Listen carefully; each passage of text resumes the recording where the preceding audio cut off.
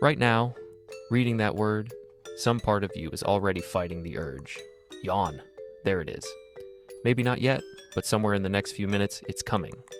And here's the strange part. You have almost no idea why. Scientists have studied yawning for decades, and the honest answer is that nobody fully agrees on what it's for. Some early theories focus purely on the body, suggesting yawning cools an overheated brain, or forces a fresh rush of oxygen into the bloodstream during moments of low alertness. Those theories still have defenders today, and they may well explain part of why you yawn when you're tired or bored, sitting alone with no one else around to catch it from. But contagious yawning, the version that spreads from person to person like a whispered signal, might be telling you something far deeper about your own brain than you'd expect. Something that has nothing to do with oxygen or temperature at all. Start with the basics. Psychologist Robert Provine spent years studying yawning long before most researchers took it seriously as a subject at all. He found something almost embarrassingly simple. Just seeing a photograph of someone yawning, or even reading a detailed description of a yawn, was enough to trigger one in roughly half the people tested. I don't need sound. You don't need to be in the same room. You barely need anything at all.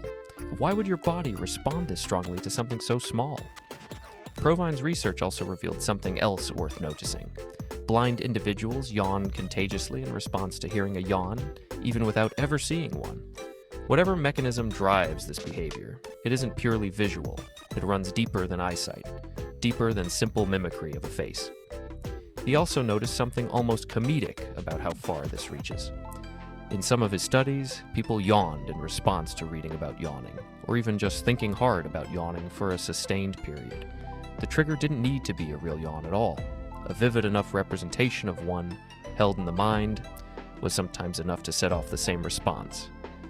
That should tell you something about how loosely your brain treats the line between witnessing something and mentally simulating it. Think about the last time you were in a meeting, or a classroom, or scrolling through a video, and someone yawned. Did you resist it? Could you? Most people can't, not fully, and that resistance failing matters more than it seems. Contagious yawning isn't like flinching at a loud noise. It's selective. It doesn't spread to everyone equally, and that selectivity is where the real story begins. Psychologist Steven Platek ran a series of studies asking a pointed question. If contagious yawning isn't random, what determines who catches it and who doesn't? His research found a striking pattern. People who scored higher on measures of empathy were significantly more likely to yawn contagiously than people who scored lower. The connection between the two wasn't a coincidence. It suggested that contagious yawning might be tied to the same mental machinery that lets you understand what someone else is feeling. Platek went further still, using brain imaging to look at what happened during contagious yawning specifically. He found activity in regions associated with self-processing and social cognition, the same general territory implicated in recognizing yourself in a mirror or imagining another person's internal state. That's a strange neighborhood for something as mundane as a yawn to be living in. That reframes the whole thing, doesn't it? A yawn spreading across a room might not be pure biology on autopilot. It might be a quiet signal of connection, evidence that your brain is actively modeling the person in front of you. Consider what this would have meant for your ancient ancestors. Living in small, tightly bound groups, survival depended on staying synchronized with everyone around you. Sleep schedules, alertness, energy levels.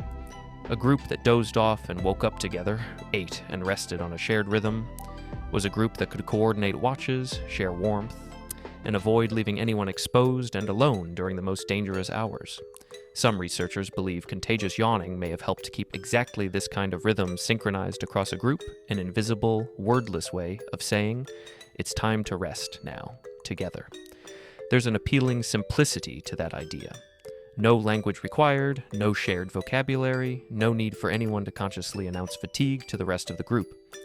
Just a small, involuntary signal passed silently from one tired body to the next, quietly organizing behavior across a group that had no other reliable way to coordinate something this subtle. Here's where the story gets even more interesting. Researcher Atsushi Senju studied contagious yawning in children with autism spectrum conditions and found something researchers hadn't expected going in. Children with autism yawned just as often spontaneously as neurotypical children, but they were significantly less likely to catch a yawn from watching someone else do it. The behavior that seemed automatic and universal turned out to depend heavily on how the brain processes social information, not just on tiredness or boredom. This single finding reshaped how scientists think about yawning entirely. It's not simply a symptom of fatigue leaking out of your body. It's wrapped up, at least partly, in how deeply your brain tracks and mirrors the people around you. Senju's follow-up work added an important nuance. When children with autism were specifically instructed to look at the eyes of a yawning person, rather than letting their attention wander elsewhere on the face, the rate of contagious yawning increased substantially. That detail matters. It suggests the difference wasn't a total absence of the underlying mechanism, but a difference in where attention naturally settled during a social interaction. Point the attention in the right place, and the old response could still fire. So what's actually happening in your head in that split second before you catch someone else's yawn? Some researchers have pointed to a broader system in the brain responsible for understanding and mimicking the actions of others. A system thought to activate not just when you perform an action yourself, but when you simply observe someone else performing it.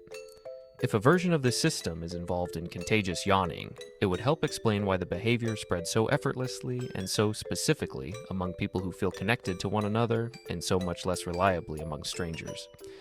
Have you noticed that you are far more likely to catch a yawn from a close friend or family member than from someone you've just met? That's not your imagination. Multiple studies on contagious yawning have found exactly this pattern, sometimes called a familiarity bias. Yawns spread most reliably among people who are emotionally close, slightly less among acquaintances, and least of all among total strangers. Your brain, it turns out, is quietly ranking the people around you by social closeness and broadcasting that ranking through something as small and involuntary as a yawn. Picture a family dinner, a group of old friends, or a long car ride with people you've known for years, and now compare that to a waiting room full of strangers. If you tracked yawning contagion across both settings, the difference wouldn't be subtle. The room full of strangers would show noticeably less spread, even if everyone in it was equally tired. Closeness itself, not exhaustion, is doing much of the work. Even more strangely, several studies have found that this bias holds true across species lines in specific cases. Dogs, who share an unusually deep bond with humans, have been shown in some research to yawn in response to their owner's yawn more than in response to a stranger's. If a behavior like this can cross the boundary between species entirely, that's a strong hint that whatever is happening isn't a simple quirk of human biology. It's tied to something broader about social bonding itself. So the next time a yawn ripples through a room, quietly passing from one person to the next until almost everyone is caught in it, pay attention to what it's actually revealing. It isn't boredom, and it isn't just exhaustion showing through, it's your brain, quietly and constantly, tracking the people around you closely enough to mirror them without you ever choosing to. Consider how strange it is that something this small, this easy to dismiss, this almost embarrassing to admit in a meeting, might be one of the clearest windows you have into your own capacity for empathy. You don't consciously decide to feel connected to the people you yawn alongside. The connection reveals itself first, and the feeling only catches up afterward, if it ever fully does at all. There's still plenty scientists don't agree on here. Some researchers argue the social explanation has been overstated, and that yawning contagion might partly reflect simpler processes, like general arousal or attention, rather than empathy specifically. The debate hasn't fully settled, and it may never completely settle, because so much of what happens in those few seconds is happening far below conscious awareness in territory that's notoriously difficult to measure with any real precision. Part of the difficulty is that yawning resists the usual tools of psychology. You can't easily ask someone to yawn on command and get a reliable, honest result, and you can't fully separate the physical act from the social context surrounding it in a laboratory setting without stripping away the very thing researchers are trying to study. Every experiment is, in some sense, a compromise between control and realism. But the next time you feel that pull, that almost impossible to resist urge rising in your jaw, the instant you see someone else mid-yawn, remember what you're likely witnessing. A tiny, involuntary proof that your brain has already been tracking someone else closely enough to want. on some deep and ancient level, to move in rhythm with them. You're yawning right now, aren't you? Somewhere, deep in an old and quiet part of your brain that was never really a surprise at all. It was always going to happen the moment you let yourself think about it this closely.